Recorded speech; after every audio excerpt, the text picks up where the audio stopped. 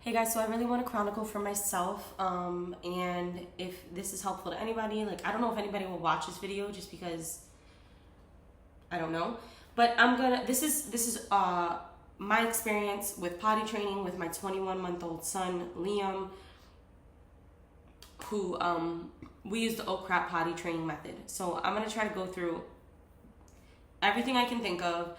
I feel like with the oh crap potty training method, it is a little bit complicated, difficult. There's a lot of questions that pop up in the process. So I'll say this. Number one, I think you should read the entire book before starting. I read parts of it that I thought I would need, and it's like, no, you kind of should read the whole book first, in my opinion. That's number one. Number two, yeah, my son was showing signs of potty readiness, I felt, and I think I was right, honestly, because where we are now, we are almost 3 weeks into the process, and this kid is rocking it out. He's 21 months old. Yes, he's still, because he's 21 months old, and this is important, and this isn't in the book that I know of. It might be. Let me not say it's not in the book.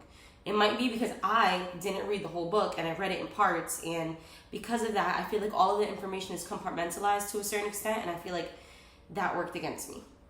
So, but anyway, because he's 21 months, he still requires a lot of support. So I feel like in the book she uses a lot of language that it's like assuming that your child will self-initiate, you can teach him to get his pants on and off, which you may be able to. My son is just not there yet. We are teaching him, but I don't think he has a coordination right now to successfully do that at this point in time.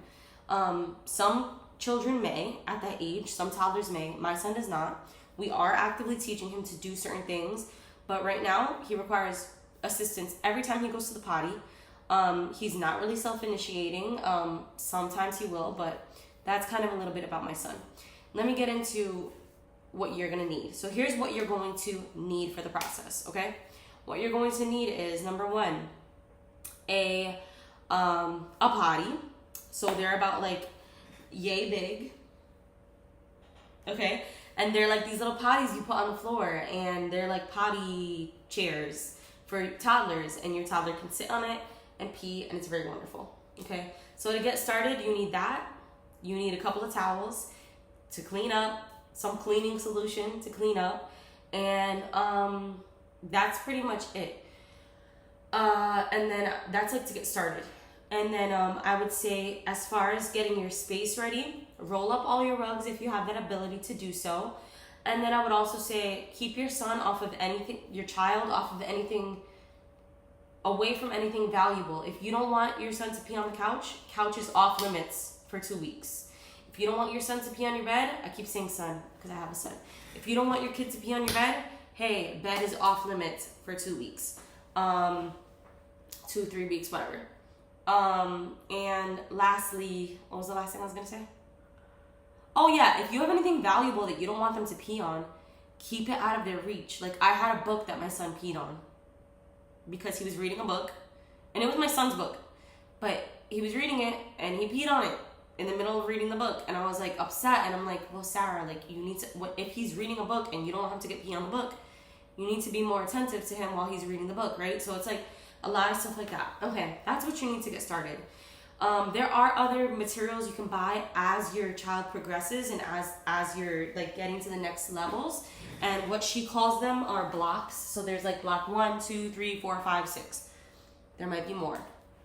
But block 1 is basically they are walking around without pants for a few days. And the mistake that I made, honestly, was measuring everything in days and thinking that, and she warns against this, but you still do it. And I feel like even the book can set you up for failure because she has these time frames like, hey, block 1 usually takes 1 to 3 days. And it's like, my son's been on block 1 for like 5 or 6 days. Like, is something wrong? Is he not ready? No, like in the flash of an eye, in the blink of an eye, they're gonna go from block 1 to block 2, and it's like, whoa, he was learning. It's just on his own time frame. So if you feel like your child is ready, and I would say if they're 21 months or older, I think you should go ahead and do it. So when they get to the later blocks, like you can buy those little seat inserts those little seat inserts for the toilet, and stuff like that, and a stool, but don't worry about that now, okay? So as far as block 1 goes, like, let's get into block 1. Block 1, it could take anywhere from 1 to 7, 8, 9, 10, and beyond days. I just feel like you should know that if your kid is not taking 3 days, it's okay. If your kid is not taking 4 days, 5 days, 6 days, it's okay. Because I did see improvement by day 7. I saw improvement, but it took a while. And then there's also like regressions because they're learning, but they're kind of fighting it. And yeah. Block 1, your child is walking around without pants or underwear, so completely naked from the waist down. I had my son completely naked, and my parents were like, why is he naked? He's cold. And I'm like, he's fine. It was warm in my house, but parents. Block 1, they're going to be peeing everywhere. What your job is to do as a parent is to watch like a hawk. If you can be home, for at least a week, it's really, really helpful, but not everybody has that luxury. I understand that. And if you don't have that luxury, if you're not a stay-at-home mom, this may not be the video for you, because I'm kind of talking from that regard. I know that there are methods and things like that for moms that have to rush a little bit, but I'm not studied enough on that to talk about that. So I'm talking to moms that are stay-at-home moms. What you're doing is you're looking for their, quote, pee-pee dance. Every child has a pee-pee dance, which is essentially a signal that they give before they pee. Liam, I feel like, did not have a pee-pee dance. We were looking so hard, me and my husband. We were looking so hard, and I feel like he just did not signal. Sometimes he would touch himself, but also like sometimes he would do that when he didn't have to pee. So so what I had to do is learn his schedule. I had to learn his schedule. The first day, this kid was peeing like every half hour. It was craziness. The first day, just expect to learn little to nothing. Day 2, now we're getting into it a little bit more, and when they pee on the floor, you're calmly saying, pee does not go on the floor. No pee on the floor. Pee goes in the potty, and you're sitting them on the potty to finish their pee. So essentially, you're trying to catch them midstream and place them on the potty and let them finish their pee on the potty. So you're just catching them multiple times. Pee doesn't go on the floor. Pee goes in the potty. The key is with this is attitude is everything. Attitude is everything. And she's right. Like the author. You cannot, you have to watch them like a hawk, but you also can't be overbearing. You have to prompt them, but you can't prompt them too much. You have to be super chill about it, even though you're anything but chill about it. So I feel like it's a little, that's the method on day 1. And just continuing on, I kept a pee log. She says in the book not to keep a pee log, but keeping one really helped me because I was able to track my data and continue to learn when Liam's typical schedule was. And by day 3 or 4, I had his schedule down packed. I knew when he had to pee. And so if the child is not self-initiating, which honestly, I feel like, I don't know, I could be wrong, but I feel like a 21-month-old is not really doing too much self-initiating so far from what I can see. And also just like being that it's only week 3 of potty training. He's not self-initiating. It's all about me prompting. That's where we're at. I have to prompt. So that's a lot of block 1. Block 1 is finished once you feel like you have a good idea of their schedule. They're having fewer accidents, maybe 1. And the other thing I had to learn was an accident is like an accident. It's like a full-blown accident. Like you peed your pants. You peed all over the floor. A dribble is I let a little bit out and I stopped it. If your kid is letting a little bit out and stopping it, that means they're sensing, they're remembering, oh, I'm not supposed to pee. This is a good thing. And you can just take them, oh, I see you have to pee. Let's go pee-pee on the potty. Again, attitude is everything. Not like, oh, wait, stop. If you're freaking out, they're going to freak out. Okay. A big issue I had in block 1 was that he wasn't releasing. So he would pee, and I knew sometimes he would be holding this pee for 4 to 5 hours. He would pee a little bit, and I would stop him midstream. Oh, pee-pee doesn't go on the floor. Pee-pee goes on the potty. Sit him on the potty, and he would refuse to pee. He would refuse to release. So this is when we had to get creative. And you bring out books. You bring out things to entertain them while they're on the potty. And water play is another great thing. My son, running water doesn't really work with him because my son is really interested in water. He loves playing in the bath. He loves putting his hands in water. He loves it so much. So running water would distract him. But that is a method that some people use. You run some water. Sometimes it helps them pee. We also found that peeing in front of him really helped. So we would go to the potty and we would sit on our potty and place him on the floor in front of us where he can see. And we would say, look, mama's peeing or dada's peeing. Does Liam have to go pee-pee? You try, So that was another method that helped. But we found that water play really helped. So I had a big bucket of water. Like I don't know how to explain it, but how sometimes at stores like Marshalls or like TJ Maxx or something, they'll sell like these Easter buckets. I fill that with water, put some water toys in there, put like maybe a little cup in there that he can just pour and play. And sometimes I would even pour it on his pee-pee, and that would help him to release. The key also is not to pressure them. If you're pressuring them, and I fell victim to this so many times, it's not even funny because as he's holding his pee, as the day is progressing, I'm getting more and more, I'm like this, like a tea kettle about to boil over. Like, why is he not peeing? He knows how to pee. What's going on? And I would literally look at him and be like, Liam, go pee-pee on the potty. Go pee-pee on the potty. Yes. And he's like, no. I'm like, yes, you need to go right now. Go. Oh my gosh. The way that so does not help ever. It never helped.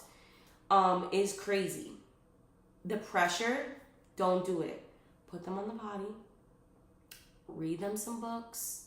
Bring them some of their toys. If they pee, I like to give some positive encouragement. And, especially the way that you're saying it is so important. Your voice, your tone of voice. I would go, yes, you're going pee-pee in the potty. Good. Liam is going pee-pee in the potty. Yes, peeing. So you're trying to connect certain words to what's happening so that they're making that connection. When I feel this, when I see this, it means I'm peeing, because he's still acquiring language, So, and pee-pee and caca, they weren't even part of his vocabulary. So this is a new word that we're adding on top of everything. So that would help. And over time, we got over that hump. But that hump was very, very frustrating. The key to it is just remove all the pressure. You have to remove the pressure. You have to let go. And sometimes it means letting them dribble. When they dribble, putting them on the potty, because sometimes you pestering them and constantly prompting and asking them is working against them. So if you have to wait until they dribble, wait until they dribble. It is not the end of the world. If you have to wait until they start peeing, do it. It's not the end of the world. Oh, you're peeing. Pee-pee doesn't go on the floor. Pee-pee goes in the potty. Sit them on the potty. Let's read some books. It's okay. We're just going to read books. Read some books. Oh, it's okay. We're just going to play with the water. Let's play with the water. Play with the water. And the one thing I didn't see in her book was, how long do you keep them on the potty for when they're refusing to release? That's the one thing I did not see in her book. I just created my own rule, and I heard some other, I have a friend that's a nanny. She nannied 4 kids, and she potty trained all 4. Is that just keep them on the pot for no longer than 5 minutes. Take away the pressure, because the pressure makes them hold it. And that should help with the fear of release, okay? Because I feel like that, honestly, the other thing is have them do exercises like blowing bubbles, because when you release through the mouth, something is connected to the sphincter, and doing this open mouth exercises helps. My son can't blow a bubble. He's 21 months old. He doesn't know how to blow a bubble. So when I tell him to go like this, he goes like this. So he tries, but it's not an open mouth exercise. And that would also stress him out too. So that was my biggest hurdle in block 1. But if you're in a place where you can move on to block 2, maybe 1 accident a day, or maybe just like you have a good feeling, okay, we're good. I have his schedule. I know when he's going to pee. We're good to move on to step 2. Step 2, block 2 is same thing, but with pants on. Same thing, but with pants on. And block 2 is also you can go out for short outings. So you can go out for like 15 minutes, 30 minutes, something like that, come back in. And we would do that. We would walk around the block with him and with his pants on. And he had dribbles or full-on accidents on some of those trips. And it's like, okay, we're definitely still on block 2. But once you're seeing fewer accidents in block 2 and you're confident in where he is with block 2, he's holding it. He's having very few accidents in his pants. If any at all. Now we can move on to block 3, which is the same thing, but longer trips out. So now we can go out for an hour, 2 hours, and be good. And then block 4 and beyond, that's what I don't remember right now, because we're kind of, I would say we're on block 3. Hold on, let me see. Let me just Google it.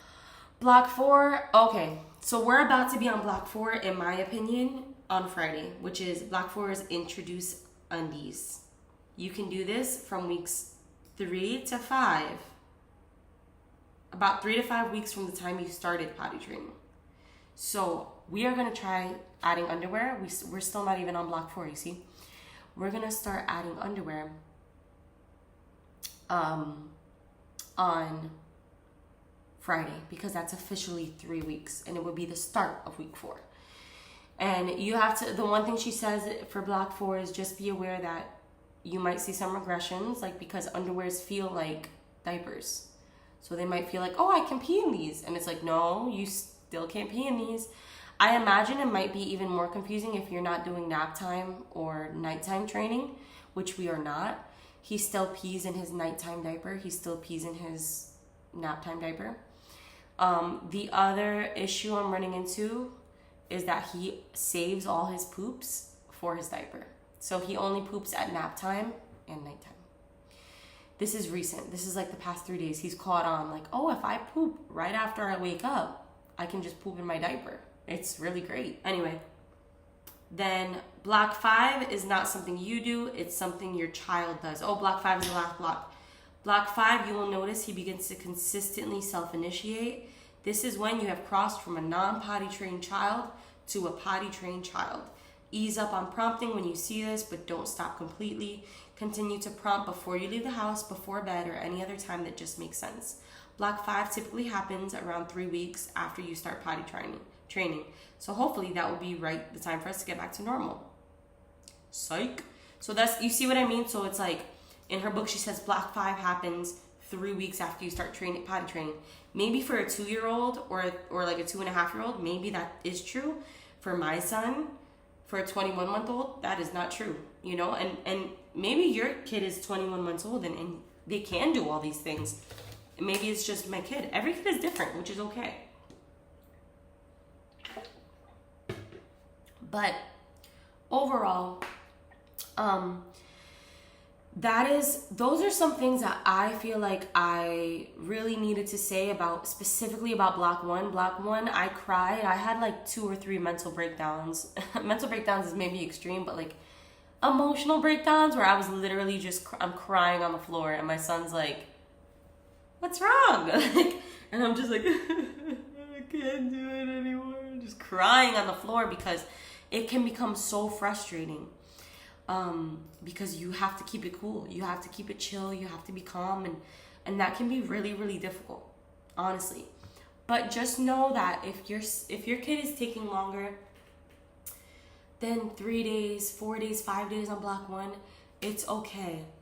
You're collecting data.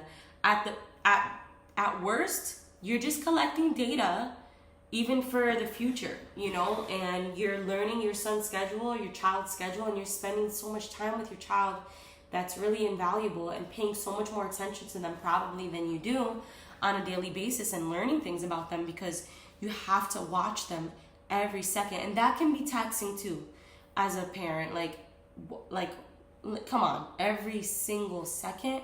Normally we take a second to even just to cook something for them or turn our back to make them a snack, and you can't do that when you're potty training, and it can be very taxing. But honestly, I really do believe there is a light at the end of the tunnel. And if you guys have any questions, if you see this by some off chance and you have a question, comment it, and I will try my best to answer it if I have an answer, because I do feel like there are some things in the book some things that aren't in the book. And know that the timelines created in the book are not for everybody. Like, my son is not going to be on block 5 in 2 days. It's just not going to happen. So, but that's okay, because he has made so much progress. He wears only pants right now. We haven't introduced the undies yet, but we're on week 3. My son is 21 months old, and he's not having accidents outside. He comes to work with me, 0 accidents. Like, it's really, really beautiful to see. He was with me all day at work yesterday. He was with me from 10 a.m. to 5 p.m. at work. 0 accidents, 0 dribbles. So you see what I'm saying? There is a light at the end of the tunnel if you keep pushing forward. Don't get caught up on the timeline. She says it in the book all the time. Don't get caught up on the days. Every child is different. You need to do what's best for your child, but you have to stick to it. You have to be strict and consistent, but also chill. Be chill. Everything's okay. It's not the end of the world if your kid pees on the floor. We can clean it up, right? So, and they will learn. They will. Your child is learning. So don't give up, especially if they're young, and like pee-pee and caca or poo-poo, whatever you're calling it. You know, if they're so young, those words aren't even in their vocabulary yet. So they don't even know how to communicate to you. They don't know the feeling of, oh, I have to pee, because they've been peeing in a diaper the whole time. They are learning with you. So, you know, just a little bit of encouragement. And hopefully, like, with the fear of release thing, hopefully I helped a little bit for you guys, because, yeah, fear of release. There were some days where my son, honestly, no matter what I did, water play, blowing bubbles, you know, all the methods, nothing would work. But then the next day, all of a sudden, he's not afraid to be in the potty. That's important, because that one, I couldn't, like, nobody could tell you that, you know. I'm telling you that right now. Is like, some days are just like, nothing's gonna work, and then the next day, all of a sudden, I'm a big boy. I want to pee in the potty myself, and it's crazy. So if you have any questions or comments, please leave them down below, and hopefully I just hope this video helps somebody. And if it doesn't help somebody, it's definitely gonna help me, because I'm pregnant with number 2 right now, and it's a girl, and I need to remember that there was a light at the end of this tunnel, because I even had a really bad day 2 days ago, and I was like talking to my friends, and I'm like, guys, I'm about to pull my hair out. He knows how to pee, and he's not peeing. Why isn't he peeing? Oh, another thing, this is the last tip I'll give you, is that another thing to keep in mind is that sometimes if you transition them to something new really abruptly, it can kind of scare them away from the potty. So I'll give you an example. If you go from one day only using the little potty to the next day trying to get them to always use the potty insert on the big toilet, on the adult toilet, it's like, whoa, you just shifted things on me like crazy. Like, and you're gonna find some resistance. Do things in little increments, okay? And like, I'm gonna give you another example. I went to Red Lobster with my family and Liam, and Liam went to the potty, no problem in Red Lobster in his little potty, twice. It was great. I was like, oh, he has no problem using public restrooms. Another day, I take him to a potty in ShopRite. Mind you, about the Red Lobster bathroom, very little traffic, pretty quiet. And both times, we were the only ones in the bathroom. Like a few days later, I have him try to use the bathroom in ShopRite. Nasty bathroom, mad traffic, and I put him on the big toilet. Why would I do that? Now it's like his environment is completely shifted. I didn't even put him on the little potty. I put him on the giant potty. There's people flushing the toilet next to him, people going in and out. He's trying to look, distractions. And I had potty resistance for a full day after that. So just keep that in mind. You know, when you're doing changes, do it incrementally and think about how your child is feeling in a high traffic, dirty, nasty bathroom. You know, he peed in the trunk after that on his little potty because it was a familiar space. So try to just be cognizant of like your child's, you know, things that are new to them and what might freak them out, and do things incrementally. Like, I'm probably not gonna have my kid use a nasty high traffic bathroom until I feel like he's mastered public restrooms in general. And I'm not gonna put him on the big insert potty until I feel like he's mastered public restrooms in the little potty. So steps, right? Like, you have to scaffold learning. So like, public restrooms, little potty, once we've mastered that, public restrooms, low traffic public restrooms, big potty. Once we've mastered that, now we can move on to public restrooms, high traffic, big potty. You get what I'm saying? But you just have to be like aware, you know? That's all. I'm done. Okay, bye. I'll let you guys know how the underwear thing goes.